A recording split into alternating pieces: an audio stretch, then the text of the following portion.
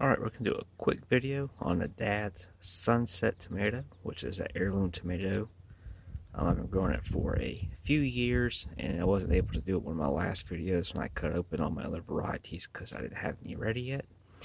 Anyway, I've grown this for a few years, and I'm probably going to retire it after this year just because it does not perform that well in my garden. Zone 7B, central part of North Carolina. The hot, humid summers take a toll on tomato plants. But it really seems to take a toll on this plant. And like I said, I've done it for a few years, and it's never been that great of a producer for me. It does produce some pretty tomatoes, but not a whole lot of them. The plant doesn't get very big, and the heat really takes a toll on it. But I plan to replace it with the Kellogg's Breakfast tomato, which is also an orange tomato. But let's go over this one anyway, because this is a good rated tomato for a lot of people. People enjoy growing it, and it's a pretty popular heirloom tomato with a reasonable price on the seeds. So yeah, let's go over it. So where I got it from, they rate this plant, this tomato, weighed about an average of 10 ounces, 10 to 14 ounces. I have a feeling this one's going to weigh more than that, but let's find out. So we got my scale here, got it in ounces. Take this nice tomato. This was picked over a week ago, sitting on the counter. So they actually do hold up pretty well. They don't really split. They actually look pretty decent.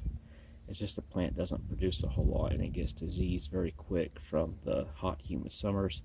If you were farther up north where it stays more in the 80s, you don't have those 90-degree temperatures, or you don't have this insane humidity that we have in central North Carolina, you'd probably be a lot better, because these tomatoes really don't like the humidity or the constant rainfall we sometimes get in July from the thunderstorms. Yeah, so that one is above average, 16.9, so it's 17 ounces, so right over a pound. And the other one I have it cut open here. I had a sandwich for lunch with it. This is just the top of it. I cut off, but you can see what it looks like in the inside. And that's the bottom slice of it. So it's a pretty tomato. Taste is pretty mild, low acid, like most orange tomatoes are.